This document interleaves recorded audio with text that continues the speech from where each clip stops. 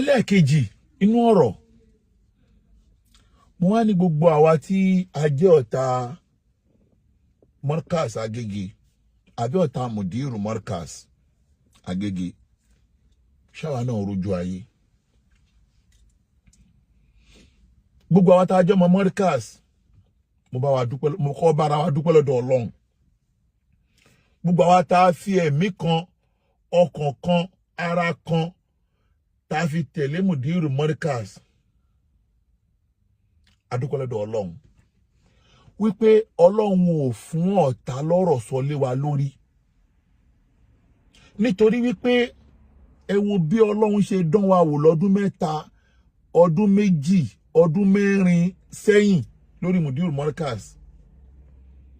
Àfi bí ká sọ wípé àbí bàbá yìí jẹ̀bi Ọlọ́run ni. Ẹni tí ò ní ìgbàgbọ́ gan á lè fẹ́ ronú pé ṣé bàbá yìí jẹ̀bi Ọlọ́run ni. Bele ta ṣe Mudiru ò jẹ̀bi Ọlọ́run, kò jẹ̀bi Sheikh Adam, kò dẹ̀ jẹ̀bi Anabi Muhammad. Tó gbogbo ohun tí wọ́n lọ mọ́ Mudiru lẹ́sẹ̀ pátá, àwọn tí wọ́n lọ mọ́ Mudiru lẹ́sẹ̀ gan mọ̀ pé Mudiru ò ṣe ohun tí wọ́n sọ pé Mudiru ṣe. Mọ́sálàn wọ́n ní Mudiru búsà abẹ́ ó búsà abẹ́ ó, ẹ dákun. Ṣé Mudiru tí ń ṣe àdúrà fún àwọn sàhábé lẹ́tún ó búsà abẹ́? Ẹni tó wá ṣe àpèjúwe wípé Mudiru ó ń búsà abẹ́ ó ṣàpèjúwe ó ṣàpèjúwe ẹni tó wá ṣe irú ẹ wá o bọ́ lọ́hún ṣe ń ṣọ̀rọ̀ onítọ̀hún náà sìn. Ṣègbọ́jọ́ náà rèé bí àná. Ọjọ́ tí ọmọ ọ̀yá tó ń sọ̀rọ̀ nípa Sheikh Adam tó ń sọ̀rọ̀ Sheikh Adam pé Sheikh Adam wúnú o, ṣé wàá dámọ̀ ṣe gbá o, ṣé wàá dámọ̀ ṣe gbá nítorí kó fẹ́ bá Mudiru Marikaz jà.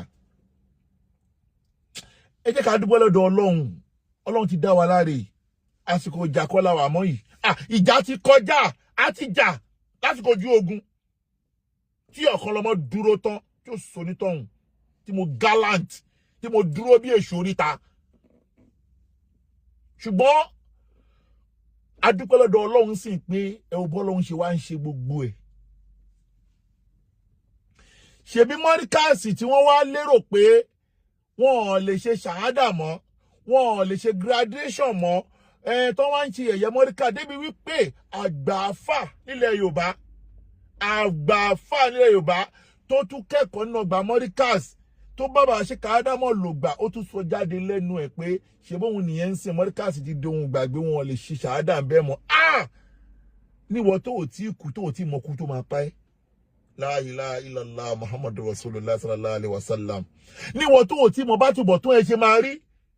Ó wá ń yọ ẹrú Ọlọ́run torí pé Ọlọ́run ń dán ẹrú ẹ̀ wò pẹ̀lú àárẹ̀. Ó dẹ̀ gbàgbé ohun tó ké wípé kullukun marida illa man shafaitahu. Ó gbàgbé pé kò sẹ́ni tí ò sínú aláàárẹ̀ nu wa. Gbogbo ẹ̀dá tọ́lọ́run dá kullukun marida. Gbogbo apáta aláàárẹ̀ illa man shafaitahu. Àyàfẹ́ ni tí Ọlọ́run bá fún lálàáfíà. Ọlọ́run wá fi àárẹ̀ dán ẹrú ẹ̀ wò. Ẹ wá ń rokúru ẹrú ẹ̀, ẹ ti wá ń du orí àga tí ẹ fẹ́ jókòó lé lórí láì tí ì kú ẹni tó ní àga. Ẹ wo bọ́lọ́run ṣe wá ń ṣọlá. Ẹ wo bọ́lọ́run ṣe ń ṣọlá. Ẹ wo bọ́lọ́run ṣe wá fi igi gbígbẹ sílẹ̀. Tútù wá ń wó lójú igi gbígbẹ. Mudiru Marikaz ẹ wá ń rokúrò. Òun ló wá padà wá ń dára lójú yín sìn.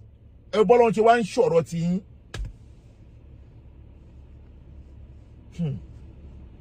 Ẹ bọ́lọ́ ṣe ń ṣọ̀rọ̀ yín.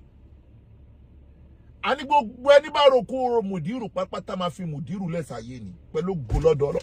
Mudiru tí mò ń sọ ń ṣe Mudiru lẹ́yìn o. Gbogbo ẹni bá rokú Sheikh Habibullah Adam Abdullahi Al-Khilori.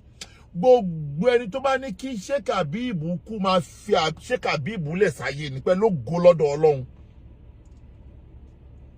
Ọlá bàbá tí Ọlọ́run ní kí wọ́n tara wọn jáde. Ọlá ìgbìyànjú bàbá yẹn sínú Islam, ọlá àṣekún tí bàbá yẹn tún ṣe sí iṣẹ́ bàbá rẹ̀. Ẹ lọ múrú àléfà tó dàbí Sheikh Habib wà ní gbogbo ilẹ̀ Yorùbá. Tẹ́ pé ohun tí bàbá ẹ̀ ṣe sílẹ̀ ó ṣàṣekún tí bàbá ẹ̀ ṣe sílẹ̀ bíi tinú ọgbà Marikaz yẹn. lẹ́yìn ìgbà tí Sheikh Adamo lọ ni wọ́n open diploma 2010. 2024 wọ́n ti open university. Ṣerú ẹni tó wá ní kànáà àbáyìí ni wọ́n kan tún wá ń ronú pé kí aburú ṣe tí ó dẹ̀ dútàrẹ ẹnìkan. Mudiru wà láàyè pé gbogbo tí wọ́n ń ṣe sínú ọgbà Marikaz yẹn kí wọ́n lọ fi dá tara wọn lẹ̀. Tó bá pé tara Mudiru ni Mudiru dálẹ̀ nìyẹn, Sheikh Habibu ni mò ń sọ o. Tó bá pé tara wọn ni wọ́n dálẹ̀ ni, wo bí lè kéwù wọ́n ṣe máa gbòòrò lẹ́nìí. Wo bí lè kéwù wọ́n ṣe máa gbòòrò. Bàbá yóò wá dútàrẹ o. Bàbá yìí gbàgbé pé òun bímọ o. Bàbá yóò ronú pé òun bímọ o. Wọ́n tún ṣe interview bàbá yìí njọ́ kan. Bàbá yìí tún sọ pé ọgbà Marikaz kò ṣe tọmọ òun. Bàbá yìí náà ọgbà Marikaz yóò ṣe tọmọ òun. Ogún gbogbo mùsùlùmí ni. Ogún gbogbo mùsùlùmí. Èèyàn wá ná ohun tó tó yẹn sí ogún gbogbo mùsùlùmí. Ṣé o lérò pé gbogbo tí Mudiru ń ṣe sínú ọgbà Marikaz yẹn, ṣé Mudiru ò lè ṣe sára wọn ni? Èmi mọ ẹni tó fẹ́ kunlé Mudiru. Ẹni tó fẹ́ kunlé Mudiru tí wọ́n kó ọ̀dà lọ síbẹ̀ tí wọ́n fẹ́ bẹ̀rẹ̀ sí ní kunlé Mudiru tí Mudiru dé tó níta ló ní kẹ́ kó ọ̀dà wá. Wọ́n ní ká wá kunlé ni Mudiru ní irọ́ má kunlé ẹ lọ kúnnú ọgbà Marikaz. Tó bá padà kunlé Mudiru yẹn bẹ́ẹ̀ ṣe ẹ̀kún láàrin ọdún kan sẹ́yìn ni. Mudiru tó ń gbé ayé bí ẹni tí ò rí ayé wá tó dẹ̀ rí ayé wá. Ẹ wá ń sọ̀rọ̀ pé èèyàn kan ní súúdù, ó náwó lọ́wọ́ oní súúdù, ṣó ti náwó lọ́wọ́ ní àbúwà nípò kó náwó lọ́wọ́. Ẹni tó ní owó lọ́wọ́ tó wà nípò kó ní owó lọ́wọ́ tí ó wá ń ṣe bí Mudiru ṣe ń ṣe yẹn ló ní súúdù. Ni mo ṣe ń sọ pé ẹ̀yin tẹ́ ẹjọ́ ọ̀tá Marikaz. Ẹ wo báyé ń ṣe rí lójú Mudiru o. Ẹ wá wo iye ọmọ tí wọ́n ṣe ṣàhádà fún láàárín ọ̀sẹ̀ kan. Ẹ wo iye ọmọ tó ṣe ṣàhádà fún. Ẹ wo iye ọmọ tó padà lọ join university. Ẹ wo bọ́lọ́ ń ṣe wá ń ṣe inú ọgbà Marikaz yẹn o. Inú ọgbà tẹ́tí ròpin lọ́lọ́run wá ní kó náà yẹn o tí ò tiẹ̀ dẹ̀gbẹ́. Ọlọ́run ò wá ní kí gbogbo ẹ̀ ń ṣe yín Mudiru Marikaz. Ẹ dákun, ẹ jẹ́ kí n béèrè lọ́wọ́ èmi àti ẹ̀ta jọmọ Marikaz. Ẹ dákun, gbogbo àwọn ọmọ tí wọ́n kẹ́kọ̀ọ́ lásìkò tí Mudiru ń ṣàárẹ̀ lọ́wọ́ yẹn tí wọ́n ti ṣàádà yẹn. Gbọ́ mi o, onílàkàyè tẹ̀lé mi o. Gbogbo àwọn ọmọ tí wọ́n kẹ́kọ̀ọ́ lásìkò tí Mudiru ń ṣàárẹ̀ yẹn tí wọ́n ti ṣàádà yẹn. Ẹ dákun, bọ́lọ́hun bá lo Mudabiru ẹ̀ lé wa lórí tíyàn kan ò lè mú. Dákun, tó bá ní kí ẹlòmíì padà wá fún àwọn ọmọ ẹ ní ṣàádà tí ò ń ṣe mu, tí Ọlọ́run bá ṣe bẹ́ẹ̀ pé kẹlòmíì padà wá písẹ́ǹtì ṣàádà lórúkọ Marikaz fún àwọn ọmọ kéwú yẹn, àwọn ọmọ kí wọ́n máa gbà á. Wọ́n máa ní ṣọ́ máa gbà á. Wọ́n máa gbà á. Ṣùgbọ́n Ọlọ́run ò ní kẹlòmíì, Ọlọ́run ò fẹ́ lòmíì rọ́pò Sheikh Habibu láì. Ẹ bá dúpẹ́ lọ́dọ̀ Ọlọ́run. Bí mi ṣe máa ronú yàtọ̀ bí wọ́n ṣe máa ronú. Nígbà tí mo wo Mudiru lórí àga báyìí, mo dẹ̀ ń dúpẹ́ lọ́dọ̀ Ọlọ́run pé máa dúpẹ́ pé Ọlọ́run ipe mo wà nínú ẹni tó lò láti nọ̀rọ̀ ilé ẹ̀kọ́ yìí padà. Mo wà nínú ẹni tó lò ipe kí nǹkan kan máa ṣe bàbá tó jókòó yìí. Tọ́ríyàn wà kọ́ríyàn, o lè rí, o lè má rí, o lè mọ̀, o lè má mọ̀. Mo wà nínú Jundul Marikaz, ọmọ ogun tí Marikaz ń lò lórí social media. Mo lè má kọ́ mọ́ ń kéwú. Mo lè má sínú ọgbà Marikaz láti máa bá wọn kọ́ mọ́ ń kéwú. Wallahi tallahi wọ́n sí láìláìláwà. Ogun social media tí Mudiru face ní 2, 3, 4 years ago. Kò ṣe kékeré. Irun tó ṣe Mudiru yẹn, nígbà táwọn dókítà gan máa wò, níjọ́ tó kọ́ fẹ́ fún Mudiru ní rest of mind, wọ́n kọ́ gba fóònù lọ́wọ́ Mudiru ni. Wọ́n kọ́ gba fóònù lọ́wọ́ ni pé má wo ohun tó ṣe lórí mídíà mọ́ torí pé ogun yẹn pọ̀ tó wá látòrí mídíà. Ṣùgbọ́n mo wá bára mi dúpẹ́ pé Ọlọ́run ò ṣé mo wà nínú ẹni tó dáàbò bo ayé yìí. Mo dúpẹ́ lọ́dọ̀ Ọlọ́run. Ẹlẹ́ẹ̀kejì tí mo tọ́lọ́run tún lò mí tí mo wà nínú àwọn tọ́lọ́run tún fún àṣeyọrí tó ṣẹlẹ̀ ń jẹjọ́, mo tún dúpẹ́ lọ́dọ̀ Ọlọ́run. Mo wá dúpẹ́ lọ́dọ̀ Ọlọ́run pé títí dè ní Ọlọ́run ò ṣe wá lọ́ta ọgbà Marikaz. Kò tí ní ṣe wá lọ́ta ọgbà yẹn láíláí. Ni mo sọ pé gbogbo ẹni tó bá fẹ́ darapọ̀ mọ́ àwa last man standing, Alimustekim, inú ọgbà yẹn làwa ń ṣe dìváwù fún o. inú ọgbà yẹn làwa ń protect o tó gba àmọ̀pọ̀ gbà yẹn ni wọ́n dájú kọ afáwalẹ̀ Fúlàní Dáwùd Ọlá Adésínà àjọ bẹ̀rẹ̀ ní Ọlọ́run dẹ̀ kájọ parí ogun yẹn àjọ jà lájàyè ni ọgbà yẹn làwa ń dìfẹ́ǹdì o ọgbà yẹn gangan ni àwa ń dìfẹ́ǹdì wàláì tàláì ànàmà àjùdùn Marikaz ọmọ ogun Marikaz làwa tọ́ríyàn wà kọ́ríyàn ní kọ́ọ̀rọ̀ ní gbangba bẹ́ẹ̀ fẹ́ bẹ́ẹ̀ kọ́ ọmọ ogun Marikaz ni wá àwa dúpẹ́ pé Ọlọ́run ní kárógun yẹn jà lájàyè a dúpẹ́ lọ́dọ̀ Ọlọ́run o tó ẹ̀yin ọ̀tá Marikaz tẹ́ ń bá Mudiru ṣọ̀tá gbogbo yín ẹni tí ò bá ti gbà fún Sheikh Habeeb wàláì yóò fi Sheikh Habeeb lẹ́sàáyé ni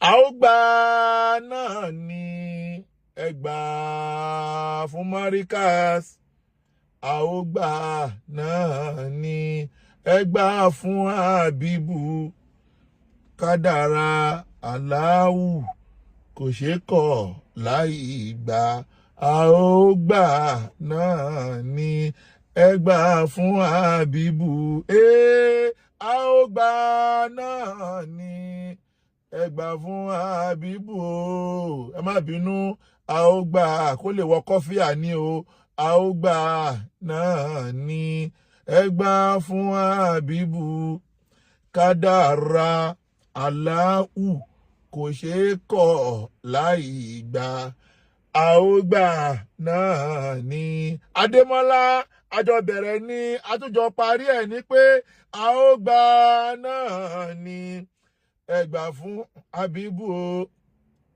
a ó gbà náà ni ẹ gbà fún Habeeb kádàrá Allahu kò ṣe kọ̀ láì gbà a ó gbà náà ni ẹ gbà fún Habeeb o tọ́ Ọlọ́run o àwa bẹ́ẹ̀ lórí ẹrú ẹ̀ Sheikh Habibullah Adam Abdullahi Al-Alori ibùnú Sheikh Adam akíkọ́tọ̀ ibùnú Sheikh Adam síru Sheikh Adam hainu Sheikh Adam kurratul hainu Sheikh Adam fil hayati wa badan mamati Ọlọ́run o abẹ́ lórí ẹrú ẹ̀ yìí gbogbo tó ṣe lóore lára bàbá yìí má fi lè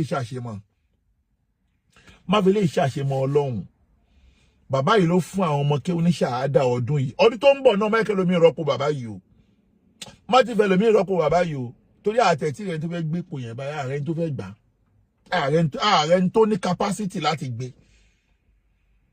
kéde dẹ̀ máa jẹ́ mẹ́sẹ̀gì tó ní pé mo rí àwọn òwe kan tó jáde níjọ́ tí wọ́n ń ṣe ṣàhádà ìyá Kẹsẹ́ẹ̀tì kò ní bàjẹ́ fún ìyá dáadáa àjọ bẹ̀rẹ̀ ni ìyá Kẹsẹ́ẹ̀tì àjọ parí ẹ̀ ni kò ní bàjẹ́ fún yín mo rí àwọn òwe kan tó jáde pẹ̀lú Waziru Marikaz tí a ṣe jẹ bàbá wa Sheikh Yahya Al-Fulani ṣe ti ní òwe tó jáde yẹn ibi tó òwe yẹn lọ kéèsì má wá láti ibẹ̀ o kéèsì bá wá láti ibẹ̀ a máa dá yín lóhùn ẹ wojú mi ẹ tó ojú mi kò wé náà pé mi ẹ̀yin gan mọ̀ mi o ẹ mọ̀ mi o Amẹ́ríkà ló train Bin Laden o ọdún mọ́kànlá lẹ́bi train mi o ọdún mọ́kànlá lẹ́bi train mi ni mo fi tẹ̀lé yín o mo rí yín aríra wa o àwọn kì í fọ́ o wà á nà àlẹ́sùmọ́ àmì fọ́ fìfì náà àní fọ́ o bọ́lá bá ti kẹ́yìn ẹ máa maintain ọ̀la yín tẹ́ bá wá a máa dá yín lò ṣé a mọ̀ pé ìtàn pọ̀ ńlẹ̀ tí a pẹ́ǹdì àwọn ìtàn pọ̀ ńlẹ̀ tí a pẹ́ǹdì Ọlọ́run ní jẹ́ máa bá aládò kí yòókù máa gbọ́hùn kówé yòókù máa gbọ́hùn Ọlọ́run ní jẹ́ máa bá aládò ìtàn àfà aládò ṣé ká tiẹ̀ sọ́njọ́ kan nǹkan tí ẹ pọ́nú tàn àfà aládò kíkan wọnú má wà sábàbù kí sọ́tún kùlàmáyì aládò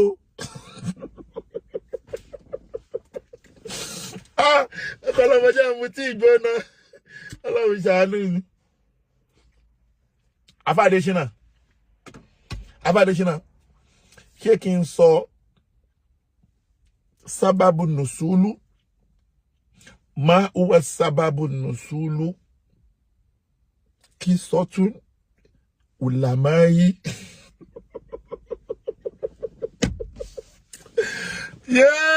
Àwọn gbà náà ni ẹgbà fún Habibu àwọn gbà. Ẹ jẹ́ n kó lórí ẹ̀ tọ́ Ọlọ́run o. Bá wa ṣàlékún ìkẹ́ àlékún ẹ̀mí gígùn àtàlàáfíà fún Sheikh Habibu. La hawla wala quwwata illa billahi al-aliyyu al-azim wala hawla wala quwwata illa billahi al-azim. Tọ́ bí yẹn ṣe jẹ́ nìyẹn.